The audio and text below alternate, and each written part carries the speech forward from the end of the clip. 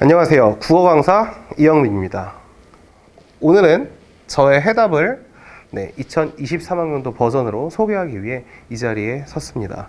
코로나가 심해진 관계로 어머니들이 이렇게 온라인으로 만나뵙게 돼가지고 굉장히 저한테 좀 많이 서먹해요. 현장에서 저를 보면 더 좋아하시는데 보통. 그럼 일단 제가 누군지 소개부터 하고 그 다음 들어갈게요. 저는 서울대학교에서 국어 교육을 전공을 했고요. 그래서 학교 선생님들처럼 국어 전교사 자격증도 보유 중에 있습니다. 하지만 저는 이 과를 선택했을 때 실제로 학교에 있기를 원하지 않았고 처음부터 학원가에 나오기 위해서 여기 선택을 했고, 졸업하자마자 그래서 보시면은 쭉 제가 학원에서 계속 일했던 거를 아실 수 있을 거예요. 자, 지금은 이제 제가 대표로 있죠. 바른소리 국어연구소 겸 도서출판사를 운영을 하고 있고요. 제 책을 비롯해가지고 고등학교 1학년, 2학년에 각종 내신 서적까지도 만들고 있는 국어연구소예요. 그리고 이제 우리나라에서 제일 많은 지점을 가지고 있는 대치명인학원에서도 학생 수가 많은 편에 속하는 프리미엄 강사 라인에 속해 있고요. 그리고 이제 이과 재수생들 최상위층, 의대, 하이퍼 본원, 그리고 의대 기숙, 이렇게 세 군데를 출강을 하면서 N수생 수능 전문 강사로 역임하고 있습니다. 저의 강의를 한 줄로 일단 말씀을 드리면은, 자, 이런 과정을 가지고 있어요. 시즌을 4가지로 나누어 가지고 보시면 좋을 것 같고요. 처음에는 저의 방법, 저의 해답을 말하는 스타트 과정이 펼쳐지고요. 그 다음이 정말 중요하죠. 솔루션 과정에서 저의 해답을 학생들의 솔루션으로 만드는 체화가 들어가는 과정이 됩니다. 그래서 이 시간에는 체화의 연습 플러스 스키마 훈련까지 같이 하게 될 겁니다. 그리고 마지막에선 고장난 속도계 보이시죠? 리미트 과정이라 그래가지고 한계를 깨트리는 과정이 될 거예요. 자, 그래서 굉장히 고난이도 미트 문제들을 이때 다루게 됩니다. 그리고 마지막에는 이제 제가 예상하고 적중하는 과정이죠. 피날레 과정이라고 수능에 나올 만한 1년 동안 공부했던 작품 중에 수능에 나올 만한 작품을 다시 한번 갈무리를 짓고 이제 수능에 나올 만한 화제의 독서 지문들을 다루게 되는 피날레 과정으로 모의고사 시즌이기도 해요. 이루어져 있습니다. 그래서 전체적인 큰 틀은 변함이 없이 작년이랑 비슷하게 구성이 되어 있지만 올해 같은 경우에는 리미트 과정에서 좀 더 고난이도 지문들을 많이 다룰 예정이에요. 자, 스타트 과정을 좀 더 자세히 말씀을 드릴게요. 독서 같은 경우에서는 평가원 기출 분석이 주가 될 겁니다. 지금까지 혼자서 했던 기출 분석과는 차원이 다른 그런 기출 분석이 준비되어 있고, 이따가 올해 수능에 어떻게 적용이 되는 기출 분석인지를 잠깐 보여드릴게요.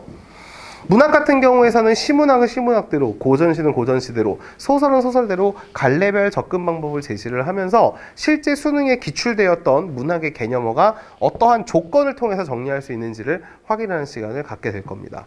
그리고 마지막으로 선택 영역 같은 경우에는요, 임강을 통해서 제공이 될 것이고, 따라서 일주일에 한 번 3시간 30분은 굉장히 중요한 공통 영역에 대해 할애를 하시고, 그 다음에 합법작문 엄매 같은 경우에는 이제 과제와 임강을 통해 가지고 시즌별로 제공이 될 예정입니다. 요즘에는 그래요. 요즘에는 이왕이면 틀릴 거면 선택에서 틀리는 게 유리합니다. 자, 무슨 뜻이냐면은 자기 점수의 표준 점수를 결정하는 게 독서와 문학 점수가 훨씬 더 중요하다는 거예요. 상대적으로 안 중요하냐라고 했을 때 덜 중요하다는 거죠. 엄매랑 화작에 대해서 유불리들을 좀 많이 고민하실 텐데요. 제가 올해 한 해 진행된 거를 보면은 감히 이렇게 말씀드립니다. 엄매하세요. 공부할 시간이 있으면 엄매를 하세요. 무조건 엄매가 유리하다가 아니라 최악의 상황, 올해처럼 최악으로 나온 상황에서도 엄매가 1등급 컷이 더 낮았어요. 단 공부를 하셔야 돼요. 그래서 공부할 시간이 있으면 엄매를 선택해라. 얼마 정도? 쉽게 생각해서 이렇게 생각하시면 돼요. 화작의 경우에는 6시간 6시간의 강의로 충족이 됩니다. 화작은. 근데 어머니들 엄매 같은 경우에는 6시간은 안 돼요. 6시간 안 되고 총 20시간 정도 필요해요. 20시간. 그리고 플러스 알파가 이제 들어가게 되죠. 이거 엔제를 푸는 시간이에요. 선생님, 화작은 플러스 알파가 없나요? 라고 하셨을 텐데, 화작은 이 엔제보다 훨씬 더 조금 연습하셔도 돼요. 그래서 요약 정리를 드리면은 큰 차이는 나지 않았다. 왜? 올해는 둘 다 어려웠기 때문에. 그쵸? 근데 조금이라도 쉬울 때에는 둘의 등급 차이가 좀 난다. 그래서 안전하게 가고 싶고 공부를 할 여유가 있으면 문법으로 가시고 공부할 시간이 없다. 이러면 그냥 아싸리 화작으로 가는 것도 나쁜 선택이 아닙니다. 특히 올해 선배들이 한번 걸어갔던 길을 보면은 굉장히 많은 수의 학생이 엄매를 택할 거란 말이에요. 굉장히 많은 수의 학생이. 정확히 말씀드릴게요. 생각보다 많은 학생이 엄매를 택할 거예요. 항상 절대적인 숫자는 화작이 6, 그리고 엄매가 4 정도로 6대4의 비율로 선택이 일어나요. 그래서 중요한 건 어머니들 최상위권이 문제가 아니라 하위권들이 어디를 선택하냐라 그랬을 때 7, 8, 9등급의 최하위권 학생들은 여기를 선택합니다. 8, 9등급은 빼박이에요. 그래서 여기는 태생적인 한계상 뭐가 안 된다? 엄매를 이길 수는 없어요.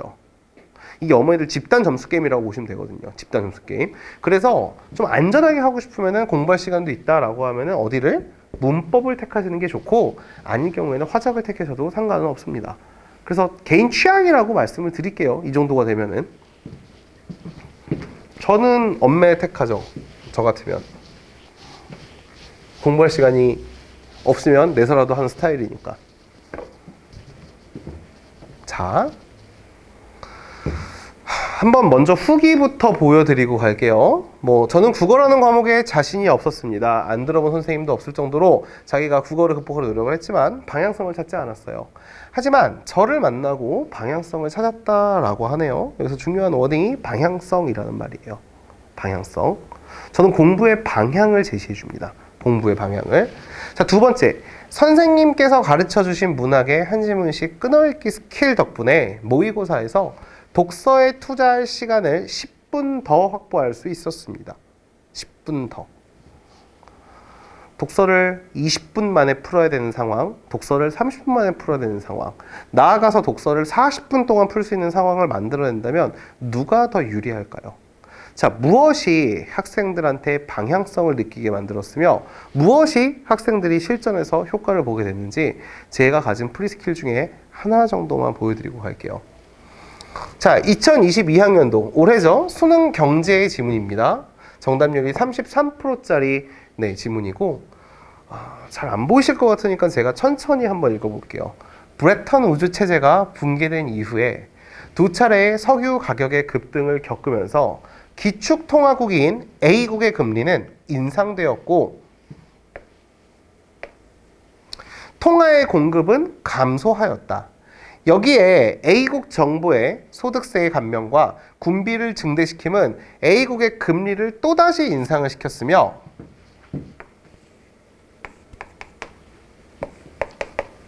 높은 금리로 인해 금리가 인상되었으니까 대량으로 외국의 자본이 유입이 되기 시작합니다. 기대 수익률이 올라가기 때문이죠. A국은 이로 인한 상황을 해소하기 위해 국제적인 합의를 주도하여 서로 교역을 하며 각각 다른 화폐를 사용하는 세 국가 A, B, C는 외환시장에 대한 개입을 합의를 하게 됩니다. 그로 인해 A국 통화에 대한 B국 통화와 한번 끊어줘야죠. C국 통화의 환율은 각각 50% B국, 30% C국 하락을 하게 되죠. 즉 요약을 하자면은 A국의 금리가 어떻게 돼서 올라갔기 때문에 뭐가 들어왔고 외국의 자본이 들어오게 되었고요. 외국의 자본이 들어온 결과 여기에서 뭐가 생긴 거예요? 흐름상 문제가 생긴 거죠. 문제가 생겼기 때문에 자, 이걸 어떻게 하기 위해 해소를 하기 위해 누구와 B국과 C국의 환율을 하락시키게 되는 거죠. 어른들은 여기서 이 두 차례의 석유가격 급등이 1970년대의 석유 파동이라는 걸 아시겠고 기축통화라 그랬으니까 이 A국이 미국이라는 걸 알게 돼요. 그쵸? 학생들은 알 수 있을까요? 당연히 모르죠. 어떻게 알겠어요? 그쵸? 요즘 수능 이 정도로 자세히 나와요, 어머니들. 어려워요. 그쵸? 어려워. 이것만 좀 이해를 하면 문제를 쉽게 풀 수 있게 만들어야 되는데 그렇지가 않아요. 이 선지예요. 제가 한 30초 드릴 테니까 한번 보실래요?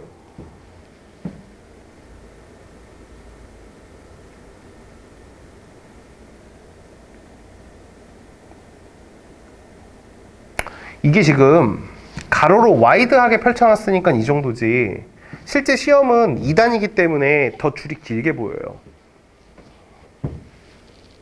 제가 여기서 드리고 싶은 말씀 딱 하나예요. 몇 번부터 보셨어요?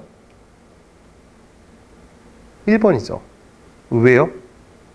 제일 처음에 있으니까. 근데 그거 합리적인 이유가 안 돼요. 합리적인 수험생들은 3번부터 보죠. 왜요? 여기에 답이 있을 확률이 크니까. 보이시죠? 저는 아이들한테 무슨 방향? 능동적인 방향을, 주체적인 방향을 설정을 해요. 우리가 그동안 당연히 해왔던 습관들은 사실은 당연히가 아니라 나의 시간을 쓸데없이 버리는 행위가 될 것이고, 그쵸? 제가 하나만 가지고 어머니한테 말씀드리면 사기꾼이야. 그쵸? 작년 수능이에요. 2021학년도 수능. 보이시죠? 조건이 같죠? 그쵸? 이게 국어에서 고난이도 문제에서 반드시 들어가는 조건이에요.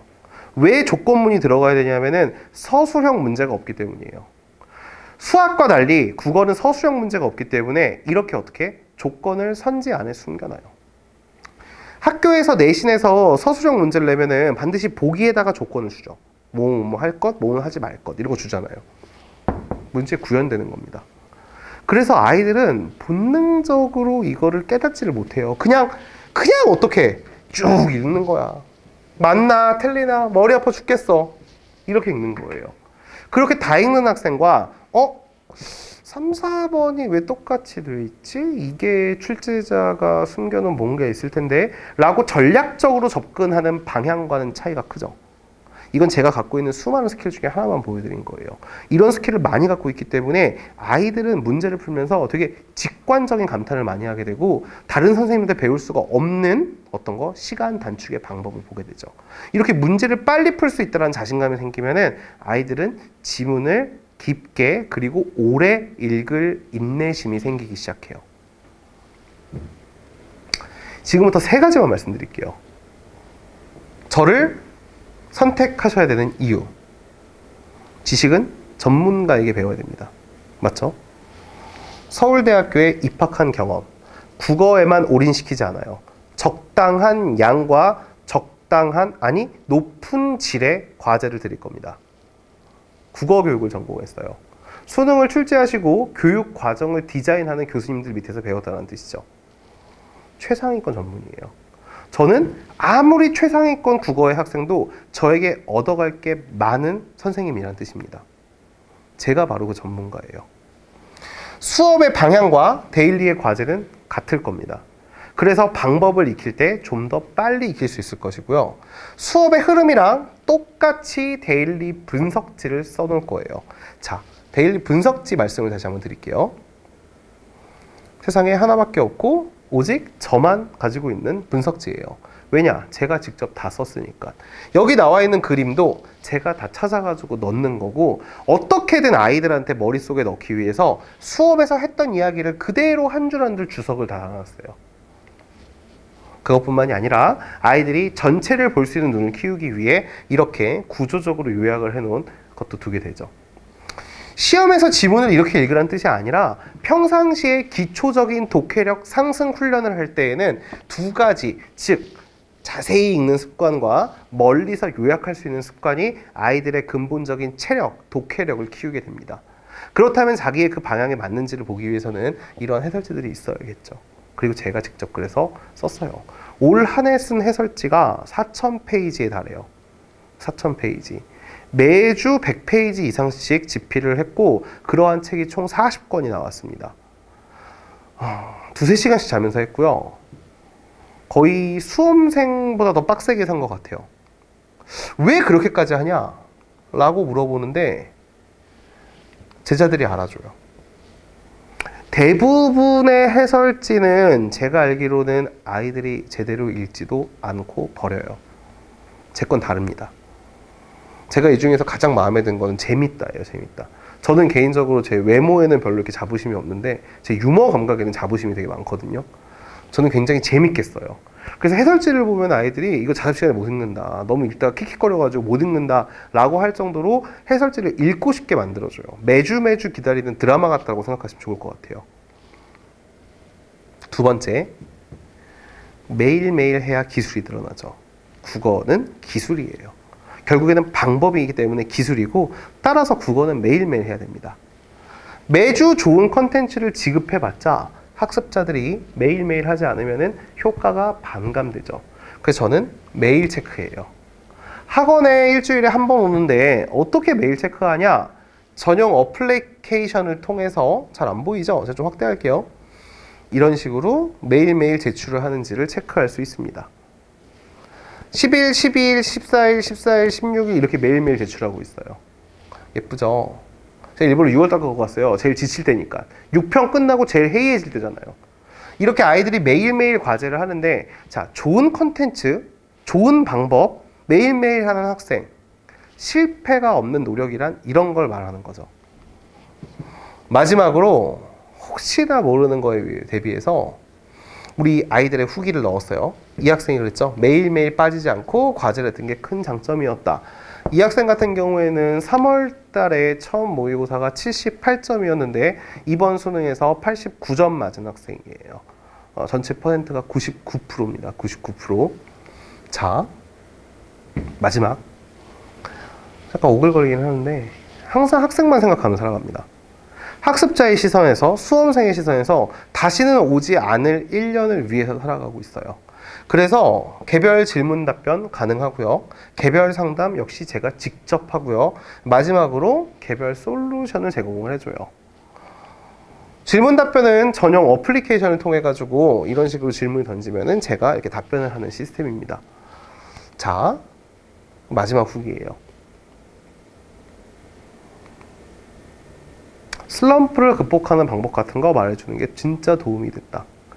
학습을 하다 보면 슬럼프가 오게 되는데 저마다 이유가 달라요. 그래서 제가 오랫동안 오프라인에서 보고 만난 학생들이 왜 슬럼프에 빠지는지를 알고 있죠. 제 전공이 사범대잖아요.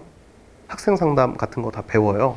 그리고 제가 뭐 훌륭한 리스너까지는 못 되더라도 아이들을 오래 만나다 보니까 대충 보면은 이제 유형이 다 달라요. 이 친구 같은 경우에는 원래 국어를 잘했던 학생이에요. 3월 달에 국어가 97 정도 나왔고요. 6월 달에 국어 하나 틀렸고 9월 달엔 국어 만점 나왔던 친구예요. 이 친구가 제일 국어를 못 봤을 때 점수가 81점이었어요. 81점. 7월 달이었어요. 6월 달에 97이었는데 그 다음 87이 되고, 그쵸? 흔히 얘기하는 슬럼프가 온 거예요. 왜 슬럼프가 왔을까요? 이상하죠? 공부 잘하는 학생들은 슬럼프가 없을 것 같은데, 공부 잘하는 학생 중에 슬럼프를 안 겪는 학생은 진짜 0.01% 정도밖에 안 될걸요? 공부하기 위해 타고난 머신들. 정말. 이렇게 생각 될 것 같아요. 일을 할 때 일주일 동안 하루도 쉬지 않고 12시간, 13시간씩 계속 일을 할 수 있나요? 일주일에 100시간 일할 수 있어요? 100시간? 참고로 권장 근로시간이 40시간이죠. 남들보다 2배 가까이 넘게, 가까이가 아니라 2배 넘네요. 2배 넘게 일할 수 있나요? 일이 잘 되나요? 근데 우리는 왜 고3들한테 그걸 요구하죠? 그쵸? 열심히 일했으면 하루 쉬는데 고3들한테는 그 하루 쉬는 것마저도 가시방석이에요. 6개월 달려온 거예요. 앉아도 집중이 안 되죠. 딴 생각만 들고 하기 싫죠. 되게 간단한 솔루션이었어요. 무슨 솔루션? 하루만 시간 내서 놀아라.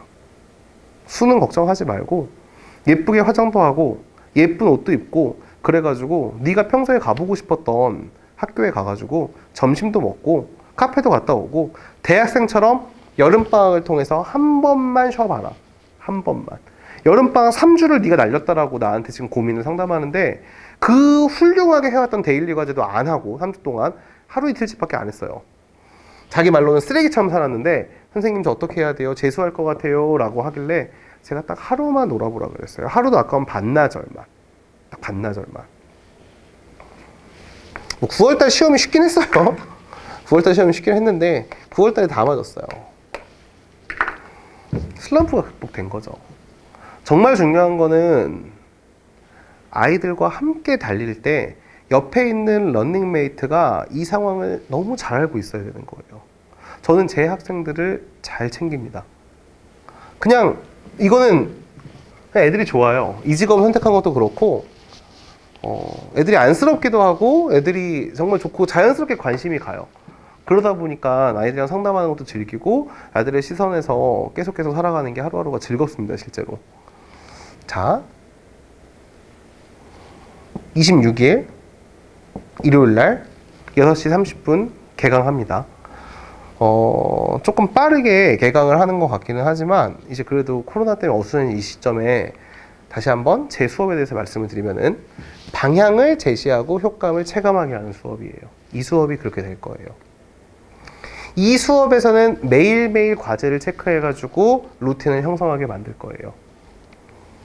수험생의 시선에서 12월 26일부터 11월 달까지 열심히 살아가겠습니다. 수능 강사 이형빈이었습니다. 시청해주셔서 감사합니다.